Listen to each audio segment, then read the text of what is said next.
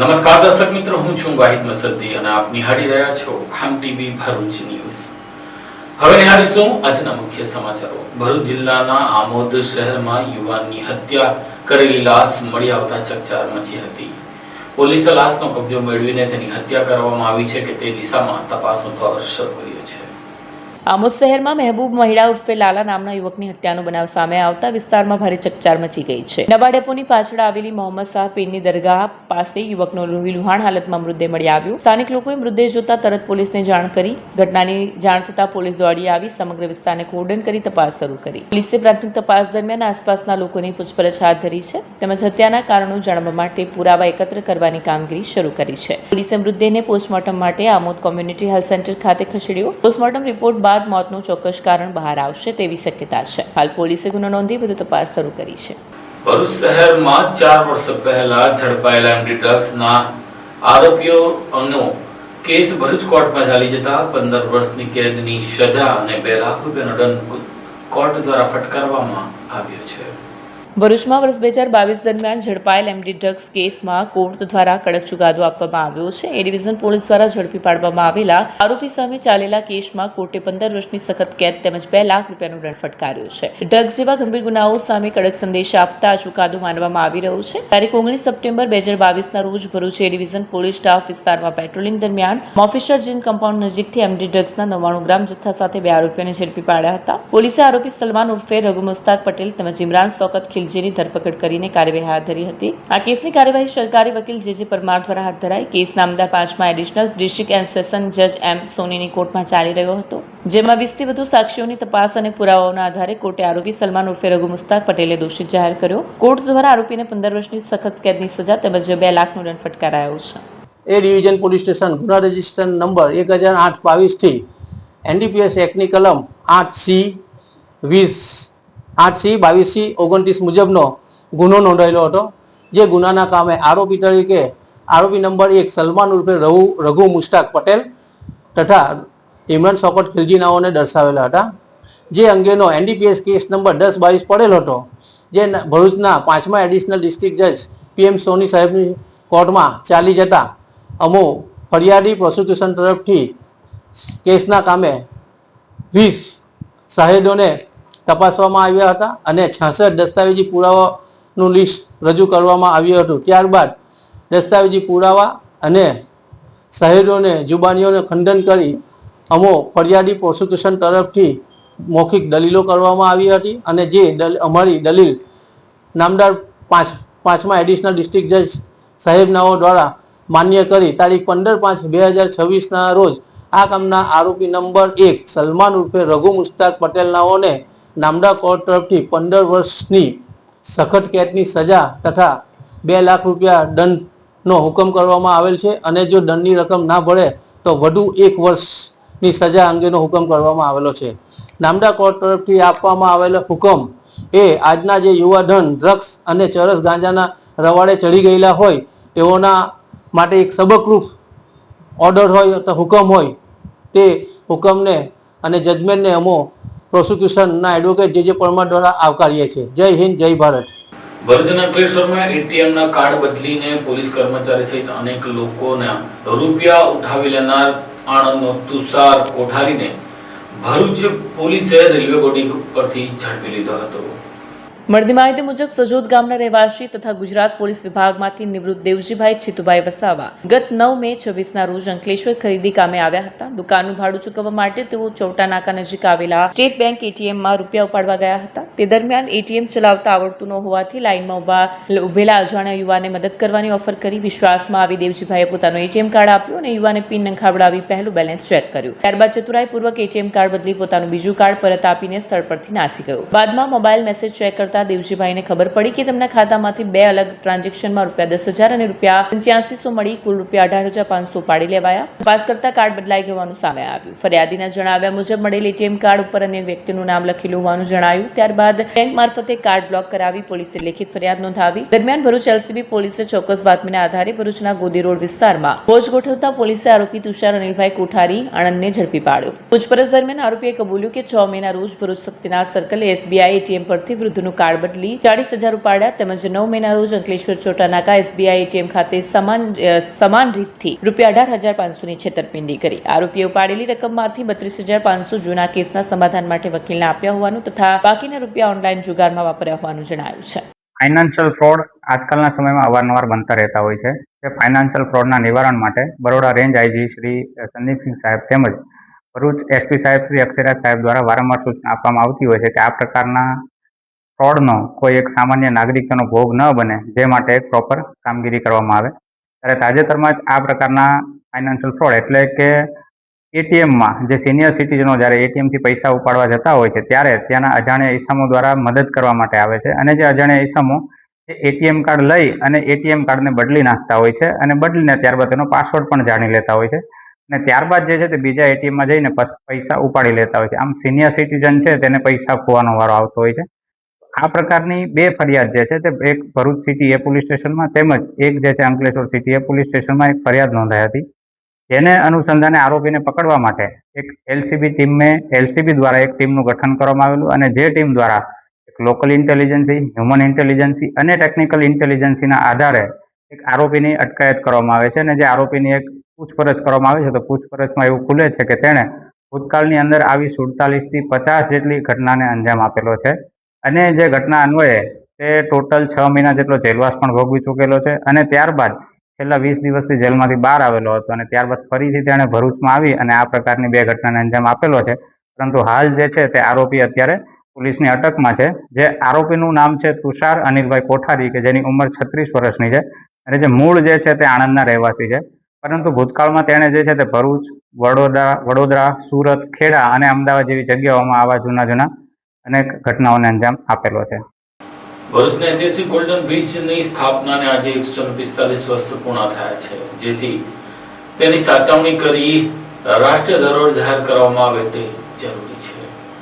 ભરૂચ શહેરને અંકલેશ્વર સાથે જોડતું અને નર્મદા નદી પર ગૌરવપૂર્વક ઉભેલો ઐતિહાસિક ગોલ્ડન બ્રિજ પોતાની 145મી વર્ષગાંઠ નિમિત્તે ફરી ચર્ચામાં આવ્યો છે. અંગ્રેજ શાસનકાળ દરમિયાન બનાવાયેલું આ પુલાદનો પુલ માત્ર વાહન વ્યવહારનું સાધન નહોતો, પરંતુ ભરૂચની ઓળખ અને ઇજનેરી વારસાનું જીવંત પ્રતીક માનવામાં આવે છે. અંગ્રેજ ઇજનેર સર જોન હોક્સોની ડિઝાઇન મુજબ 7 ડિસેમ્બર 1877ના રોજ પુલની કામગીરી શરૂ કરવામાં આવી હતી અને 16 મે 1881ના રોજ તે પૂર્ણ થયો હતો. આશરે 45.65 લાખના ખર્ચે બનેલો આ રિવેટેડ જોડાણ ધરાવતો પોલાદનો પુલ એ સમયની અદ્ભુત ઇજનેરી કળાનો નમૂનો ગણાય છે. નર્મદા નદીના પ્રવાહ અને અનેક કુદરતી પડકારો વચ્ચે પણ આ પુલ દાયકાઓ સુધી મજબૂતીથી ઉભો રહ્યો હતો. હેરિટેજ કેટેગરીમાં સમાવાયેલ ગોલ્ડન બ્રિજને વર્ષ 2025ના જાન્યુઆરી મહિનામાં જર્જરિત હાલત અને સુરક્ષા કારણોસર બંને છેડે દરવાજા લગાવી વાહન વ્યવહાર માટે બંધ કરવામાં આવ્યો. જો કે પુલ બંધ થયા બાદ 1 વર્ષ જેટલો સમય વીતી ગયો હોવા છતાં તેની યોગ્ય જાળવણી અને સંરક્ષણ માટે કોઈ ખાસ કામગીરી ન થતા નાગરિકોમાં નિરાશા ફેલાય છે. 145મી વર્ષગાંઠના પ્રસંગે ભરૂચના જાગૃત નાગરિક અને શિક્ષક દિગ્વિજયસિંહ ઝાલાએ સાથેની વાતચીતમાં જણાવ્યું કે નર્મદા પર સોનાની કિંમતમાં બનેલો આ ગોલ્ડન બ્રિજ આજે પણ ભરૂચના સ્વાભિમાન તરીકે ઉભેલો છે. આજે 145 વર્ષ પૂર્ણ કરનારા વિરાસત સરકાર અને તંત્ર પાસેથી સંવેદનશીલ સંરક્ષણની અપેક્ષા રાખી રહી છે. ભરૂચની એકમાત્ર ઓળખ ગણાતો આ ઐતિહાસિક ગોલ્ડન બ્રિજ કે જેની કામગીરી 16 મે 1881ના દિવસે પૂર્ણ થઈ હતી અને જેનું બાંધકામ 1887માં શરૂ થયું. આ 4 વર્ષમાં આ બ્રિજનું બાંધકામ થયું અને ત્યારબાદ આજે 144 વર્ષથી આ બ્રિજ અડીખમ ઊભો છે. આ બ્રિજ એક ઐતિહાસિક ઓળખની સાથે સાથે એની પાછળની જે માતબર રકમ ખર્ચાય એના કારણે ગોલ્ડન બ્રિજ તરીકે આ બ્રિજનું નામ ગોલ્ડન બ્રિજ તરીકે ઓળખાય છે.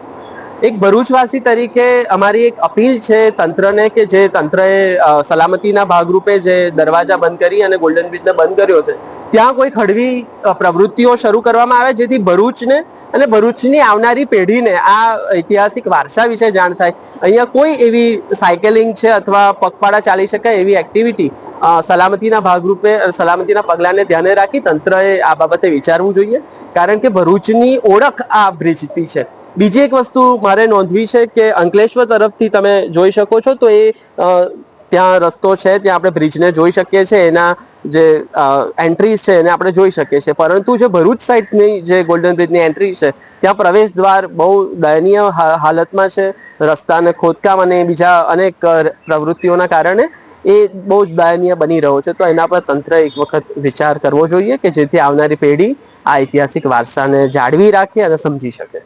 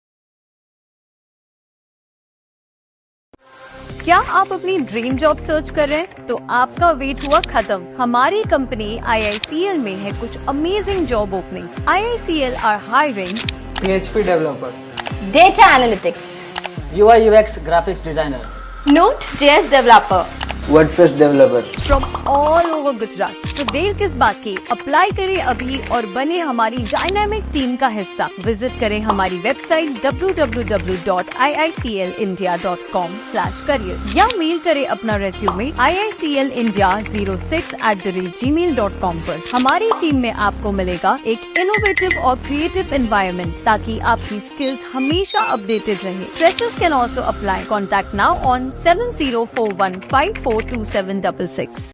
અંકલેશ્વરના ગડખોલ ટી બ્રિજ ઉપર સરકારી બસ અને સરકારી એસટી વોલ્વો બસ વચ્ચે અકસ્માત સર્જાયો હતો।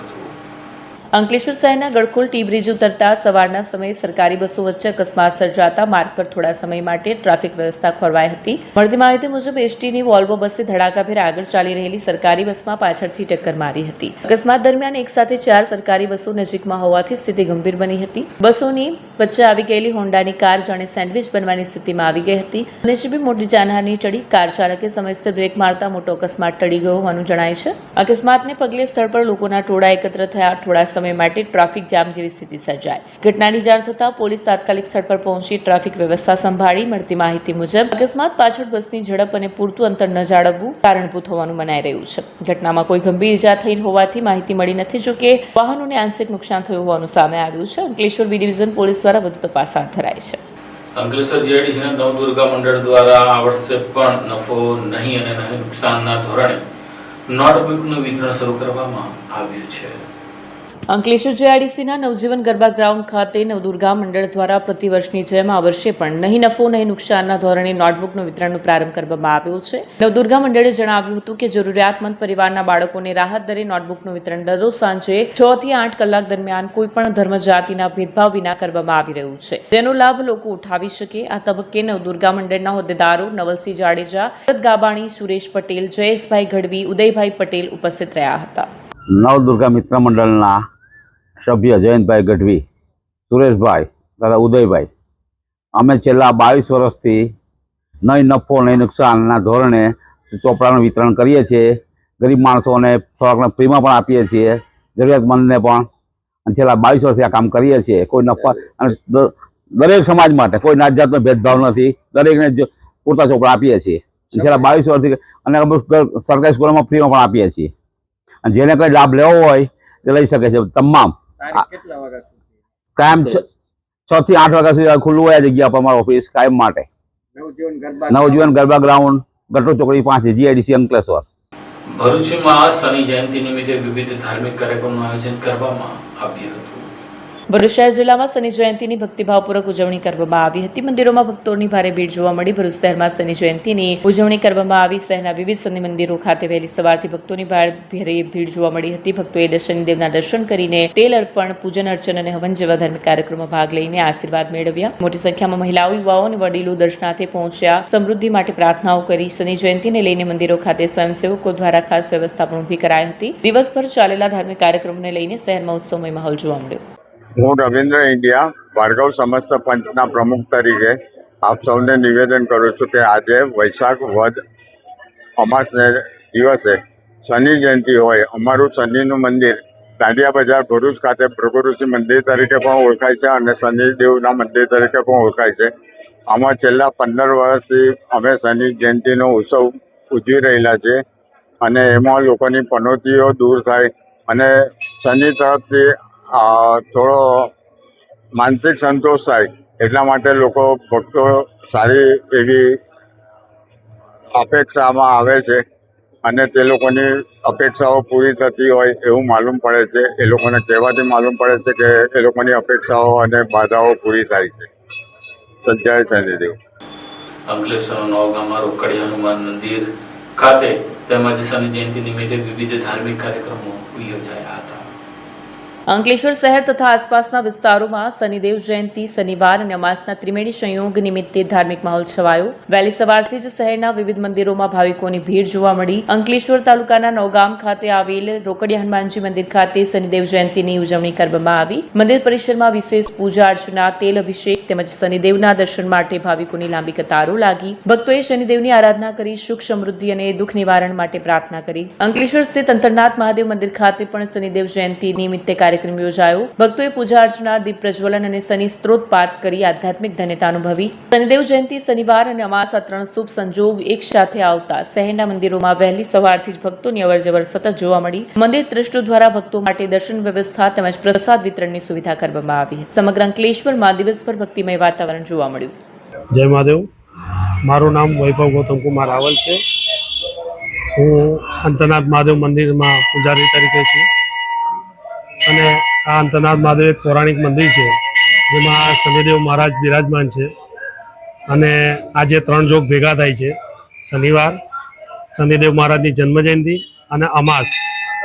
સવારથી અહીંયા દરેક ભક્તો ઉમટી પડ્યા છે એમના દર્શન માટે અને દર્શન કરીને ધન્યતા અનુભવી છે.